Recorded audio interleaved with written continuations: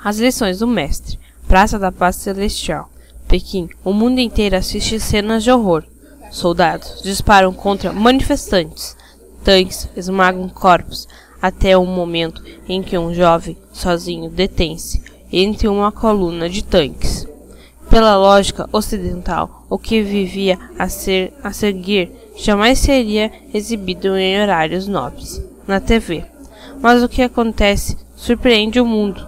Depois de tanto tempo, as teorias do Confúcio, filósofo e educador chinês, ainda permeiam o mundo da vida política e social de quase metade do planeta. As origens. A maioria dessas frases foram tiradas dos Analectos, livros com breves afirmações, diálogos e anedos complicados por discípulos de Confúcio após sua morte. Pode-se dizer que os Analectos estão para Confúcio, assim como os Evangelhos estão para Jesus. Foram basicamente esses escritores que ao longo dos séculos deram origem ao Confúcio, um Confúcio escorregadio, meio religião, meio código de ética, com pitadas de rituais sociais e de filosofia política, que até hoje foge à unanimidade entre seus estudiosos. Como para o Confúcio, a política era uma estação da ética. Ele decidiu elaborar um código de conduta para quem exerce o poder. Costumava dizer: por essas e outras coisas, os governantes o consideravam um sábio, um tanto quanto indigesto.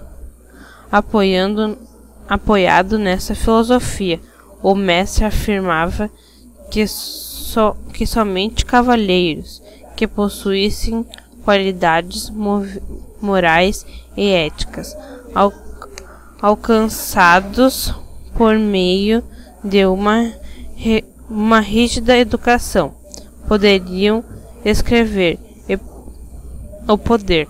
Assim, nem dinheiro, tampouco berços seriam passaportes para cargos políticos. Um pensamento cômodo, numa época em que os governantes passavam de pai para filho. Imbróglios e saias justas. A parte um ponto específico do pensamento de Confúcio parece ter sido perfeitamente assimilado por países, como Japão, Coreia, Singapura e China, cuja prosperidade pode ser atribuída a um fator extremamente caro a Confúcio, a educação. Convicto de sua tese, Confúcio passou quase a vida inteira lecionando, procurando formar não apenas futuros governantes, mas toda a sorte da gente que estivesse disposta a aprender. Ele levou a cultura e a educação para fora dos círculos mais nobres e aristocráticos, que até então mantinham um monopólio sobre elas, diz o jornalista especialista em Confúcio. O mestre afirmava que o principal não era fazer o aluno desenvolver técnicas e muito menos acumular conhecimento. O importante era desenvolver seu caráter e sua humanidade.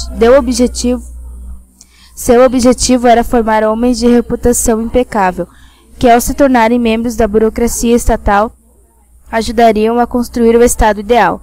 Era por essas e outras que ele tinha a fama de bravo, e não admitia alunos tolos em suas turmas. O pensamento.